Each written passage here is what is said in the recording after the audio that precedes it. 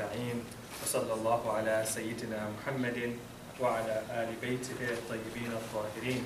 اللهم صل على محمد وعلى محمد. Assalamu alaikum wa rahmatullah. It's good to be back at UBC. It's good to be at the TMA. And I pray to Allah subhanahu wa ta'ala that inshallah this coming year will be another successful and engaging year for everybody at the TMA. We start first with a lesson in ethics. One of the qualities of a believer is that he always has a positive opinion of other believers. So inshallah, we hope that if you're going to volunteer, that you're going to volunteer with a good quality as well. Now, it's been a while since we had the last session, and really this session is supposed to be a continuation from that session.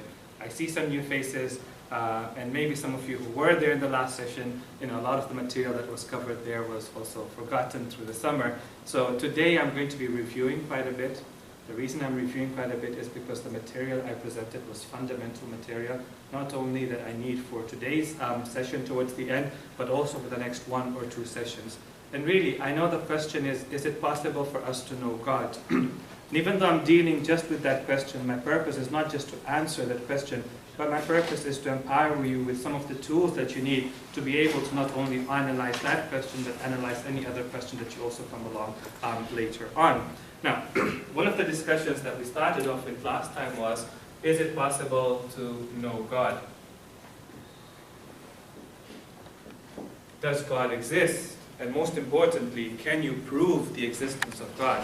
This question is very important, proving the existence of God. Because there are some theists out there that will say that yes, we believe God does exist, but you know what? It is not something that can be demonstrated logically. It is but a matter of faith. There are some people who have that faith and conviction in the existence of God, and there are some people who don't have that faith and conviction in the existence of God. And no matter how much logical argument you bring up for them, you will not be able to convince them of the existence of God. So, the existence of God, is it something that you can prove logically, or is it something that you cannot prove logically? Of course, we believe it is something that you have to be able to prove logically. It cannot be a matter of faith, or it cannot be a matter where you say, you know what, I believe in God because, let's say, a scripture says that God exists. Can you tell me why? Why can't it just be a matter of faith?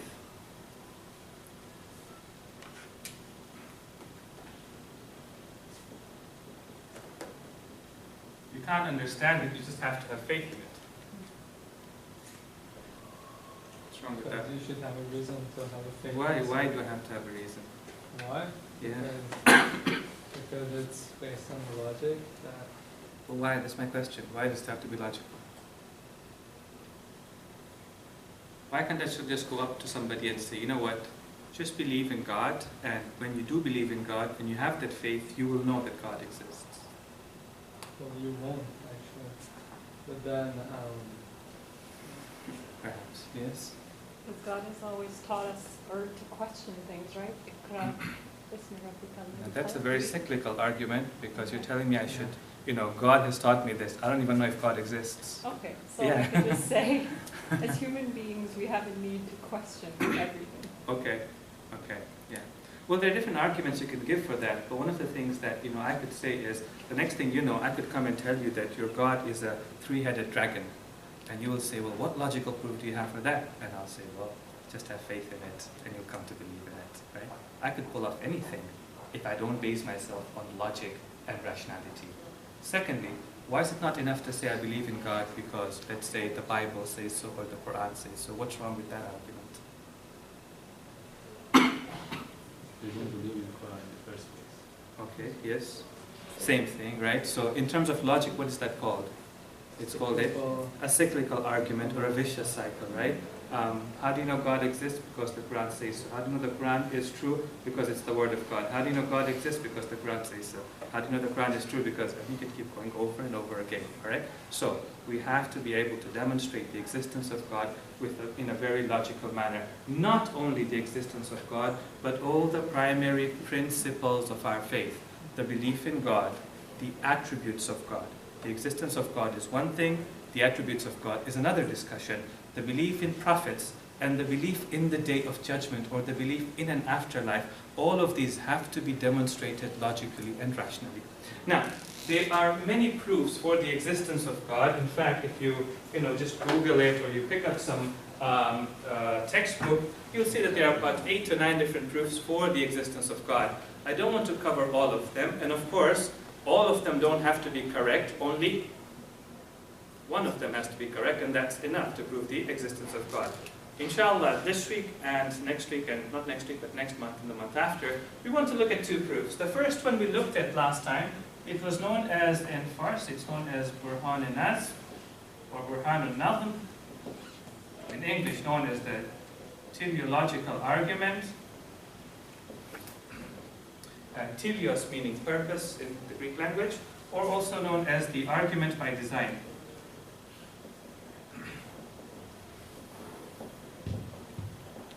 Some very important questions. I want to look at 2 things. The first one being one of the critiques that David Hume, 17th century philosopher, had towards the teleological argument, and also want to look at one of the arguments that Charles Dawkins has against this particular argument. That we'll look at today partially, and then the other argument for the existence of God, a more powerful argument, which answers a very important question, and I'll bring up that question towards the end of today's session, is known as the Burhan of Imkan and Wujub.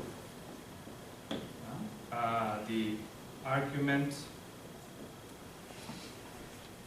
of necessary and contingent beings.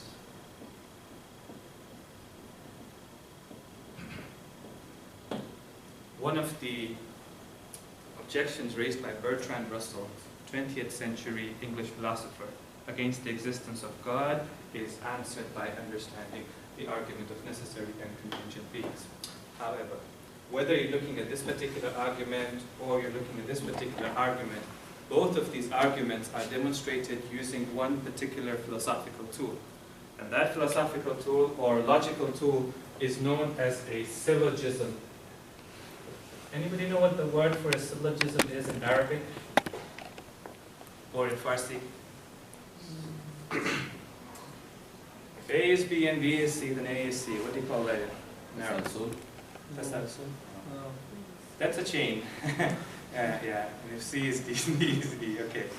Now, syllogism in Arabic is known as a qiyas, or even in Farsi. But this word qiyas sometimes is used in mantiq, and sometimes the word qiyas is used in fiqh. And in both those areas, they mean completely different things. For example, you hear some hadith where we say, we don't accept qiyas. Qiyas is not from our practices. They're not talking about syllogisms. They're talking about something completely different. When we talk about syllogisms, we're talking about syllogisms or qiyas in the mantiqi sense. A very simple example of it is, if A is B and B is C, then A is C. Alright? So, for example, the classical example they'll give you in the textbooks is, Socrates is a human being. Every human being is mortal. Therefore, Socrates is mortal as well, right? Now, coming to a syllogism, there are 3 things in this particular syllogism that have to be valid for the conclusion to be correct. Can you tell me what those 3 things are? Now, this is known as the minor premise. This is known as the major premise. And this is known as the conclusion. For the conclusion to be valid, 3 things have to be valid.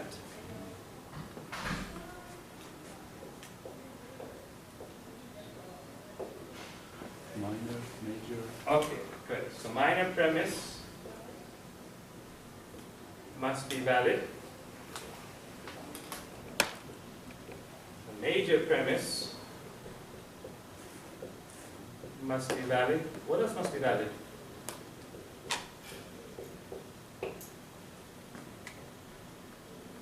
Everything should exist. Should have A, B, and C. Do you need truth or Socrates was human. I am human. I am Socrates. What's wrong with that argument? Conclusion has to be true. Sorry? Conclusion has to be true.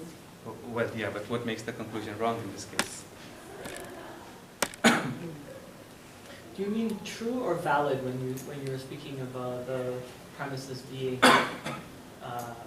Well, if the if the premises are true, okay, and well, yeah, if the premises are true, the conclusion is true as well. If the premises are not true, but something else is true, the conclusion is valid for those premises. Yes. So one is, yes, correct, minor premise must be valid, major premise must be valid, and also the form of the argument must be valid. A is B, B is C, therefore A is C. When I say, Socrates was human, I am Socrates, the problem was what? The major premise was correct, the minor premise was correct, but the problem was in the form of the argument. So the form must be valid as well.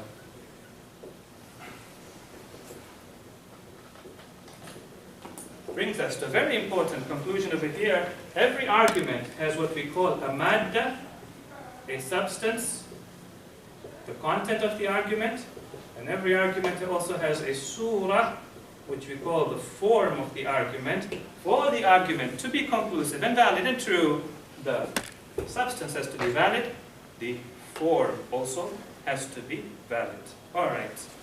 Now, we also say one more thing before we move on. We say that there are two areas of study. The first one is mantiq. Mantiq means logic. Traditionally, in the system of the Hausa or in Islamic classical teachings, there was mantiq, and mantiq told you which forms are valid and which forms are not valid. You only see one form over here. I can make 16 different forms using 4 of the or 3 of the variables that I have on there. Which forms are valid, which forms are not valid. Mantiq looks into that. But then there's also another field of study that doesn't look at the form of the argument, but rather looks at the content of the argument. How do you know that the content is valid? And that field of study was called? No, not falsafa. Yeah, it's a particular aspect of falsafa. It was called ma'rifat shanasi, or in English known as epistemology. Now, I do have the notes from last time. Would you like me to give them out for you to follow? Okay. Now, you do know when you're tired, you print the same page on both sides, so just forgive that. Okay? What we'll do is I'll drop a couple here. And, I don't even know what happened here. Yeah, it says pages, so you know what, let me just put it apart.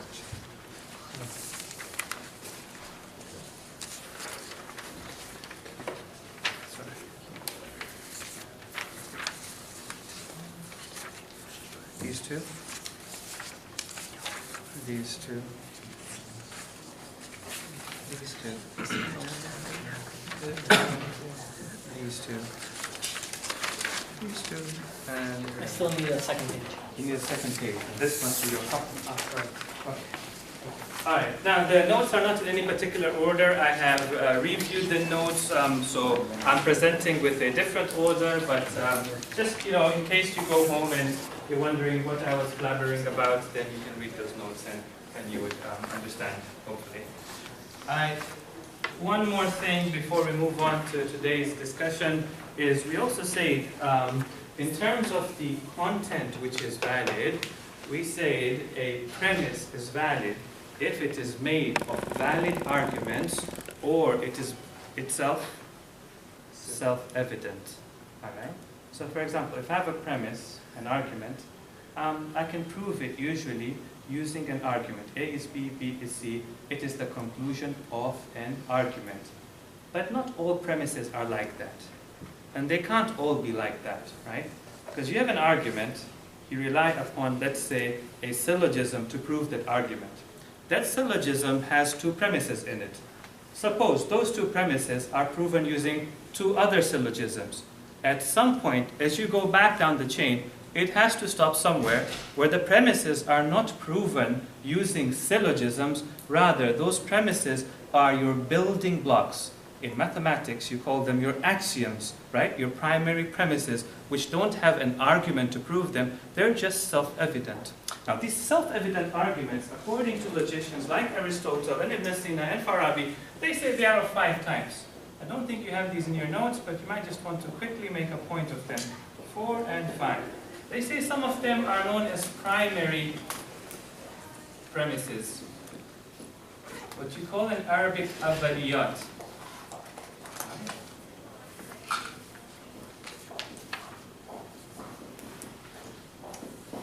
This is a premise. Or badihiyat. This is a premise where you think about the subject, you think about the predicate, and you come to realize this has to be right. It doesn't need an argument. For example, the law of contradiction. This particular cap that I have cannot all be black and all be white at the same time. I dare you to bring up a syllogism to prove that. You can't. It's one of the most primary building blocks of all knowledge that we have.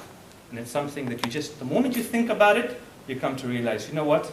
This has got to be correct. Okay? That's a primary premise.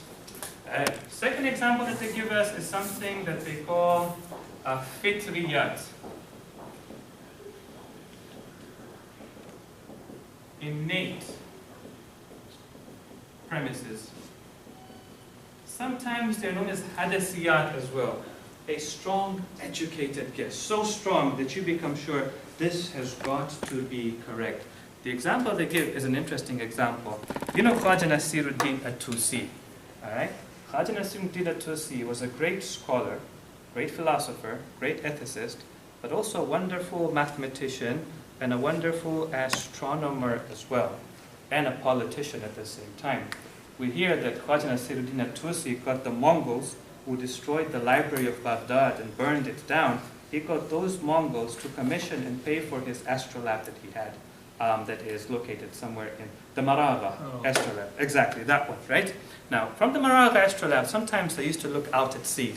And when they would look out at sea, they would see when the ships are coming in, first you see the mast, and slowly you start to see the rest of the body.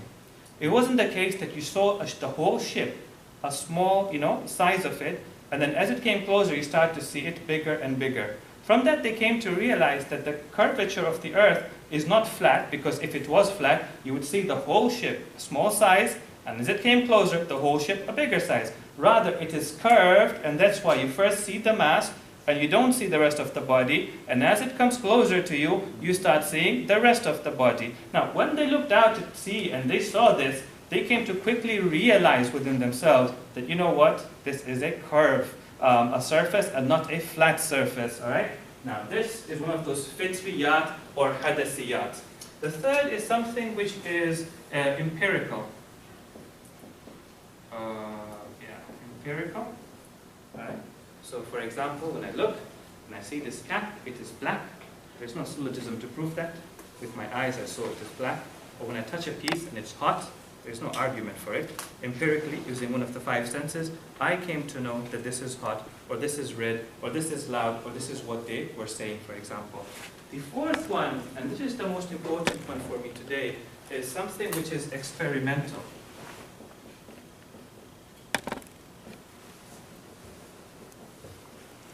Also known as tajrubiyat.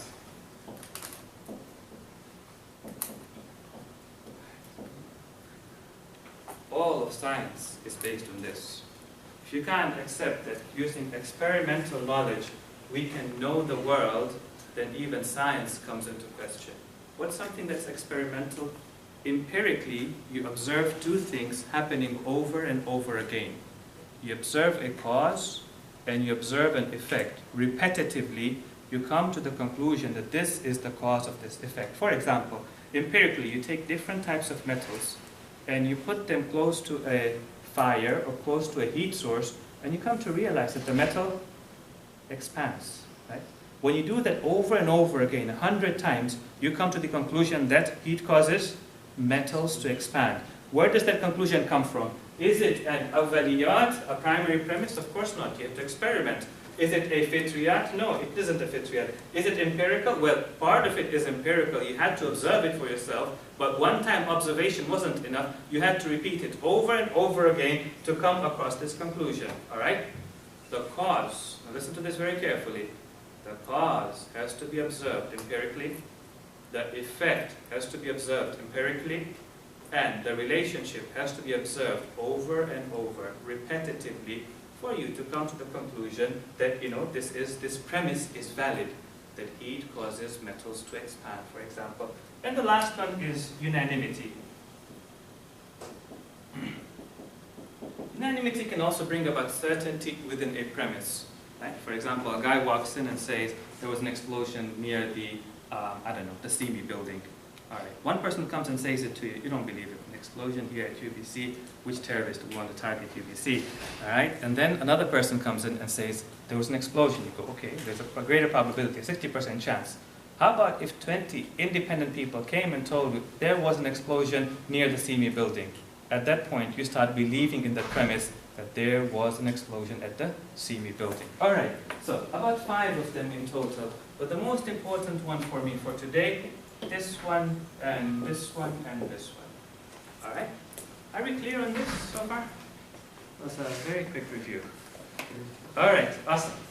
Now, coming back to the argument that we wanted to demonstrate today, the argument was known as the argument by design. And before we start this argument by design, I'll tell you one thing. I'll tell you that the argument by design is formulated using one syllogism, whereas the argument we look at next month, which is known as the argument of contingent and necessary beings, is formulated using 2 syllogisms. So today we're only looking at one syllogism. And before I get into that, many of you have heard of this argument by design, right? You say, look at the world around you, it's such a design structure, therefore it proves that there must be a designer who designed this design structure. First thing, tell me, what's the purpose and the goal of this argument of by design? What do we want to prove? In simple words. We want to prove that there is a creator, right? What I found interesting is that also atheists believe that there is a creator. And they call it Mother Nature, for example. Or they call it evolution, for example.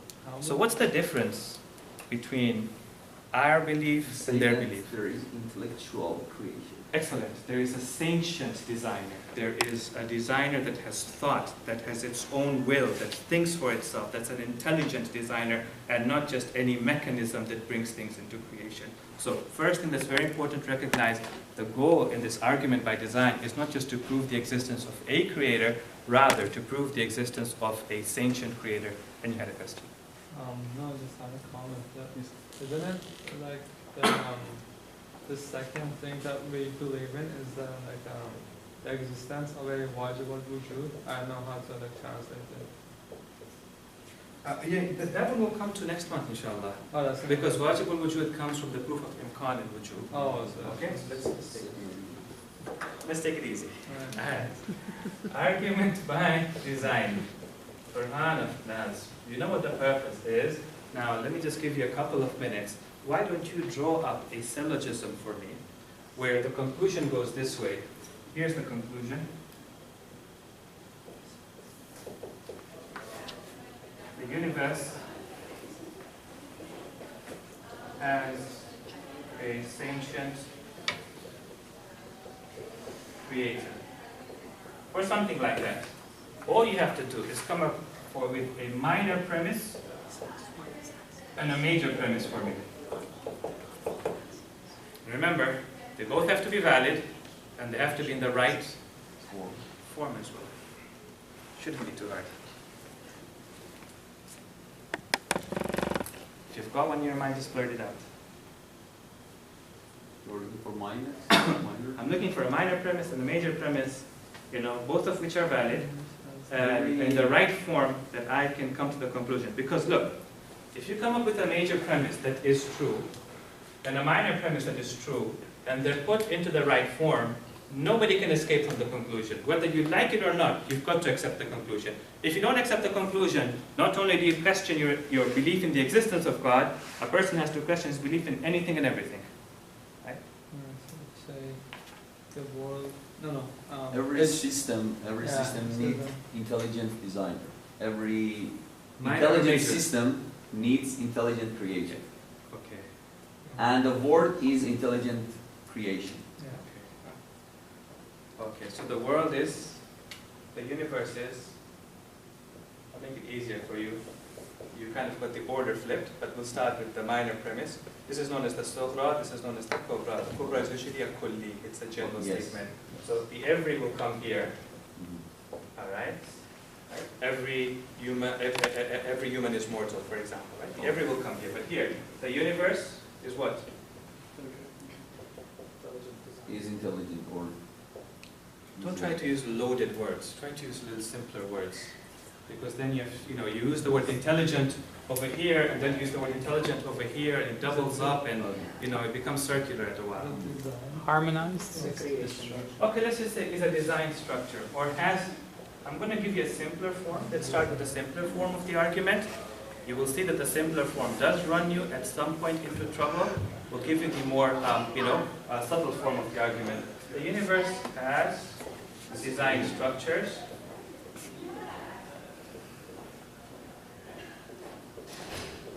Okay? Well, this has got to come here. Every design structure. Every design structure. Need designer. Good.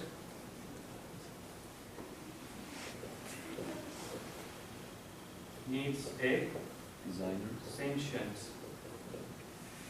designer or creator, whatever it is. The conclusion, the universe has a sentient creator. The form of the argument, as you can see, obviously is valid. 1/3 of the work is done. This is beautiful because all I have to do is to prove the minor premise and to prove the major premise, and nobody can escape from the argument. It's also beautiful to have this in your mind, because sometimes you're talking to somebody and they have an objection to the existence of God. If you know what the argument is, you quickly come to realize this person's objection, is it in the major premise, or this person's objection, is it in the minor premise? Which premise they haven't understood. But unless you have this structure in your mind, you really cannot appreciate what the other person is trying to argue. All right, so 1/3 of our job is done. All is left is to prove this and to prove this. All right, I'm going to go quickly through that because what I want to do today is I want to come to David Hume's argument. All right, let's start with the minor premise. The universe has design structures. Now, of course, you'll show me that, look, there's so many design structures in the universe, which is correct. But tell me one thing. What's a design structure? How do you define it?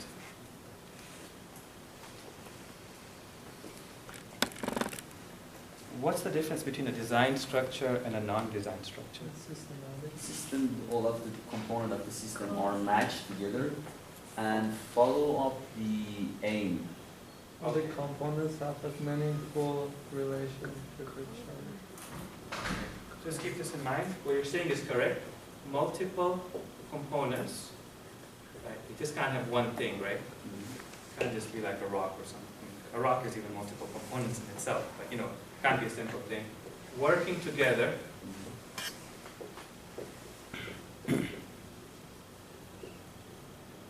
for a For a same aim. For a purpose, for an aim. That's why it's called the teleological argument, the argument by design, or rather the argument by purpose, that there is a purpose to everything that we see around us for a purpose. So, for example, when you look at a clock is a design structure because there are multiple components, yes.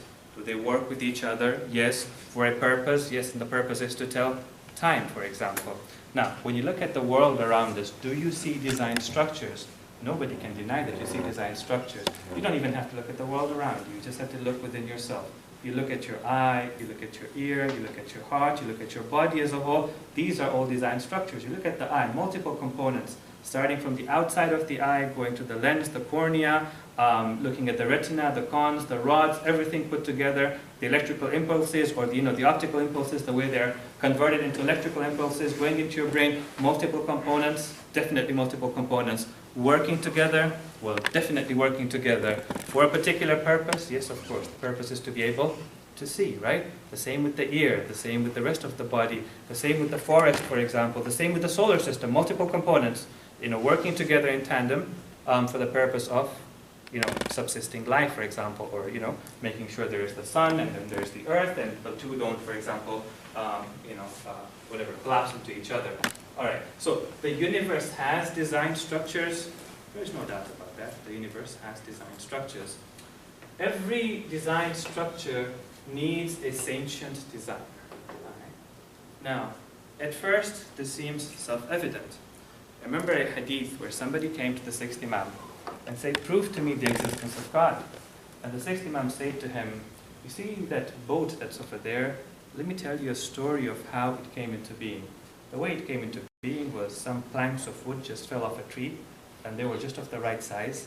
And there were some pieces of metal down on the ground, just of the right type. And these pieces, when they fell and the wind blew, they all came together into one particular form.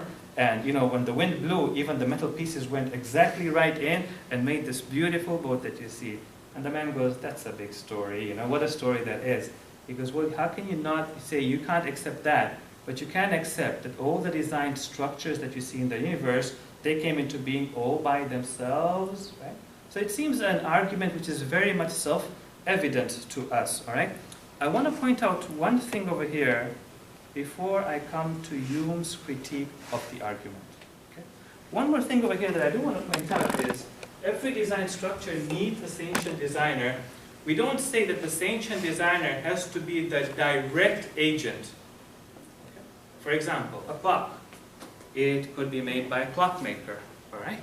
You need a sentient designer to make a clock. Nobody would believe a clock came into being and there was no clockmaker. I'll say, yes, sometimes a clock can come to being without a clockmaker. Today, clocks or watches are not made by people, they're made by machines. There, your argument was disproved. What would you say?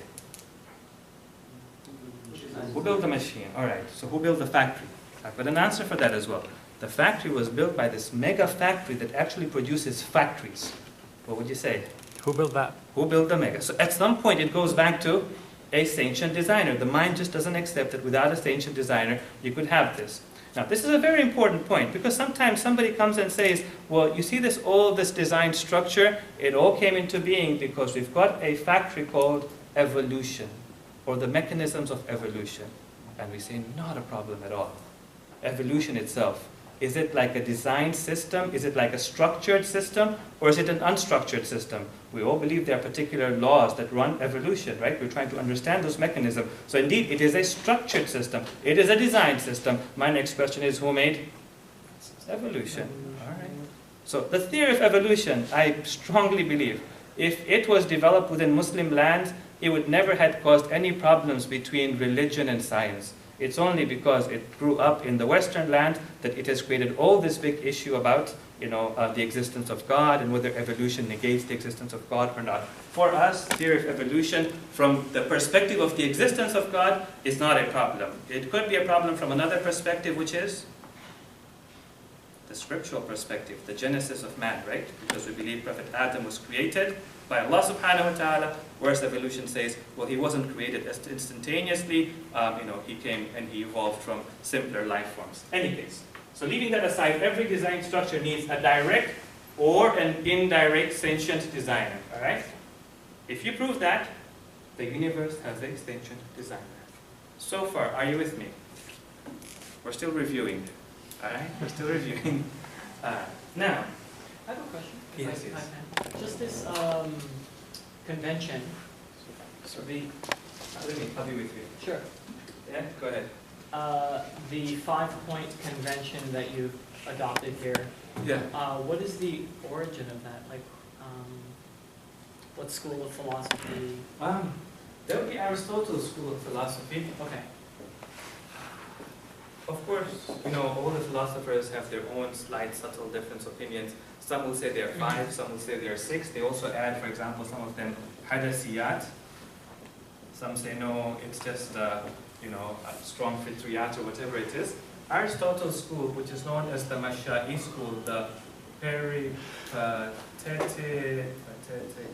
school. And in the Muslim world, the one to actually, bring the Aristotle school in to the Muslim world first was Farabi, the father of philosophy in the Muslim world, and after him was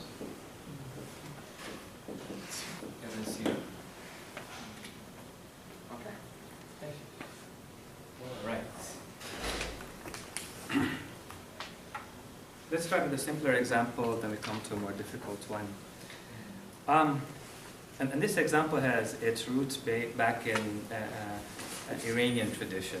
All right, some of you might even know the Farsi, whatever idiom that goes with it. They say that a person came along and he saw walnuts, and he saw walnuts. They were up on the tree and they fell down on his head. You know, so he'd only seen walnut trees. Now I'm making some of it up myself, right? He only saw walnut trees, right?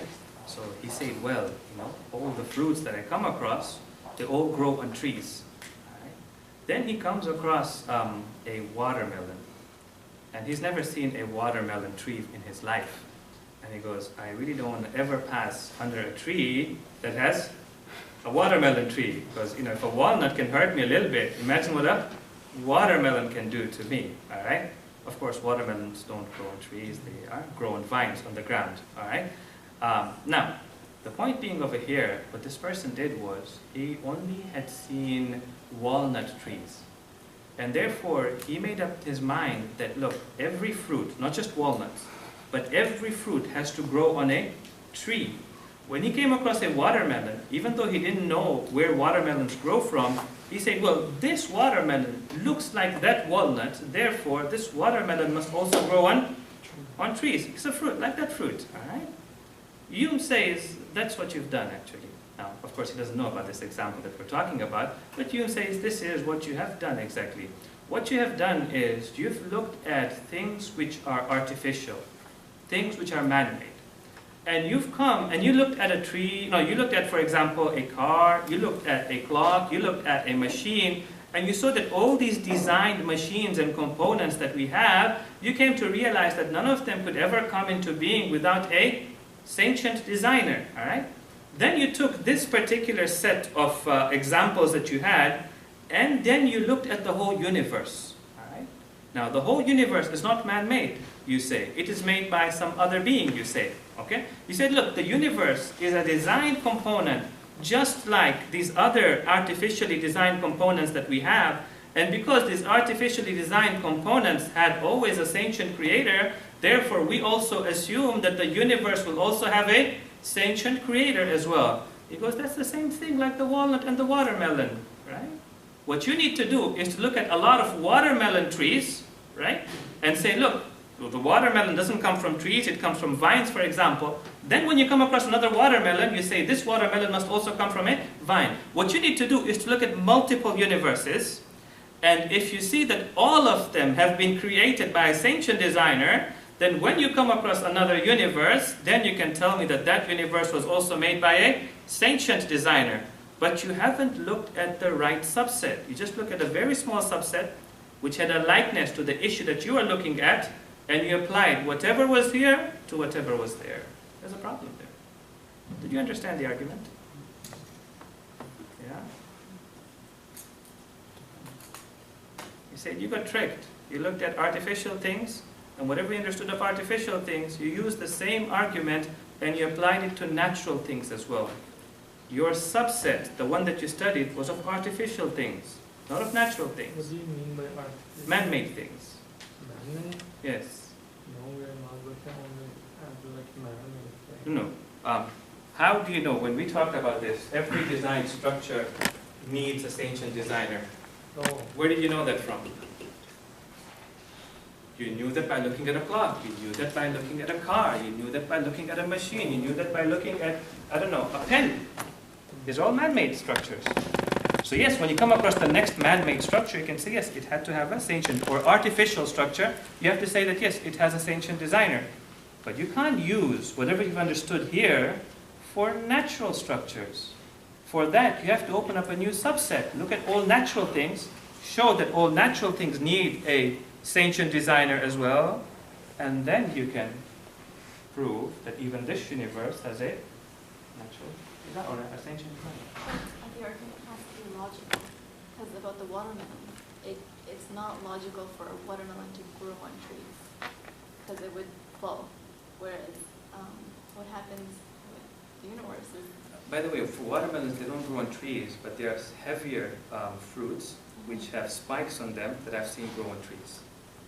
Yeah. Jackfruit, look it up. But that's what he says, that look, your watermelon example was illogical. Similarly, this natural world example is also illogical. It has to follow the same rule here. Well, what has Hume done? Can you tell me? What premise has he questioned? The first or the second?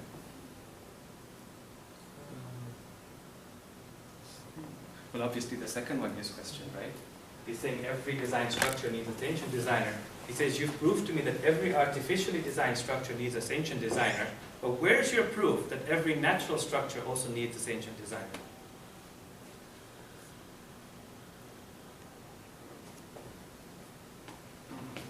Well, one thing that we could say is that both natural and artificial things are, they're both follow the rules of logic and world. So in this way we could compare both of them. I don't know, it's like they both are in this world, and then Yes. this world follows some logical rules, or Sure, the world follows logical rules, but can you prove to me that any natural object is the same? It is similar, but can you prove it is the same as an artificial object? we don't have to prove it. I think it's similar to the sixth amount that you just said. Yes. Instead of artificial both, you can apply that to a tree, for example. So just everything fall down. Yeah. How can you prove it's not the case? Yes. So I think it's argument is valid. See, I know you understand the argument from within you, but the question is, can you express it? Can you demonstrate it using logical tools? Now, today I went through the trouble of reviewing all this material is because these are the tools that you need to demonstrate that, this argument that we have is very much correct. Now, that is one of the things I really appreciate about Shahid Murtaza Mutahari. If you read the works of Hume, you wouldn't be able to break it down the way Shahid Mutahari breaks it down. But Shahid Mutahari had a very strong understanding of these logical tools. So when he came across the work of Hume, and he used to read those books after they were translated into Farsi, he broke it down first. And he said, Hume, in terms of our logical structures, this is your argument. And then once he understood what the argument was logically, he then broke it down and said, actually what you're arguing is not correct. And that's what I want to do here. Before I come to that though, what was Hume trying to do by disproving the argument by design? He was trying to disprove? Sorry? Which is? There is a creator. Right. Except I believe Hume was a believer in God. What was he trying to do? He wasn't trying to disprove the existence of God. He was trying to disprove a logical argument for the existence of God. Hume was saying it is a matter of faith, a matter of conviction, a matter of belief. It's not something you can prove logically. All right? That was his goal. All right. Now, coming back to here, then Shaykh Mutahari says that Hume, what you actually say to me is that this particular premise that I have, according to Hume, which one is it? Is it a primary premise? Is it an innate premise? Or is it an experimental premise? Experimental premise. It says you looked at 1, 2, 3, 4, you saw cause, you saw effect, cause, effect. Then you say, when I look at this one, I see an effect. Even though I can't see the cause, I come and I say that this is going to be the cause. For example, I see fire and metal. I see fire, metal expanding, right? After a while, I'll come see a piece of metal where the metal is expanding, but I don't see a source of heat. I assume over there that there must be somewhere within this metal or around this metal a source of heat, okay? So, Shaykh Mutahari is saying that what you're arguing is this particular major premise is a premise which is an experimental premise. He says, let us break it down. What's an experimental premise? In an experimental premise, two things have to happen. One, you have to empirically observe the cause, in our case, the heat, and you observe that with your hand, for example, it feels hot. Two, you have to empirically observe the effect. In our case, it is expansion. And the third thing also is you have to observe it.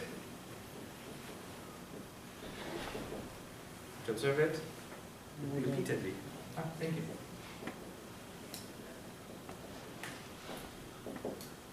In both cases, they have to be empirically observed. All right?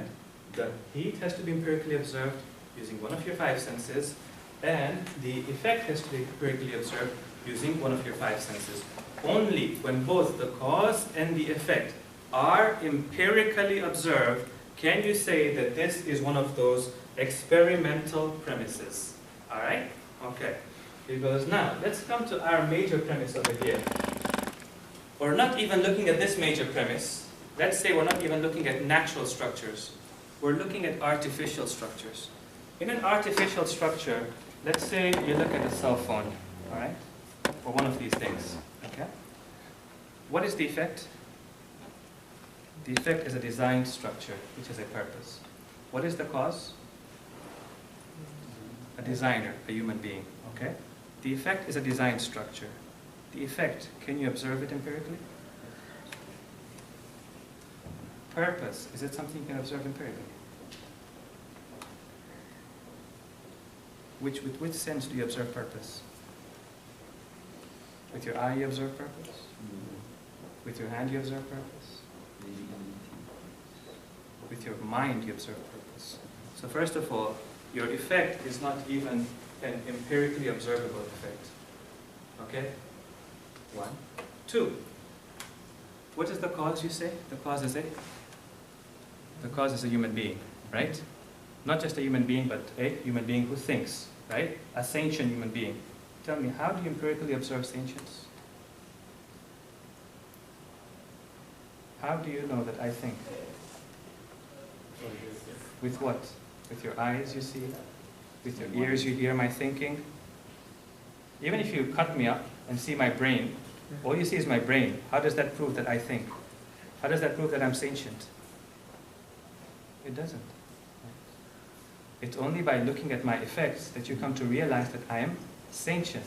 Therefore, this particular argument, the major premise is not one of the tajrubiyat. To be a tajrubiyat, both the cause and the effect have to be empirical. Therefore, what is it? It is one of the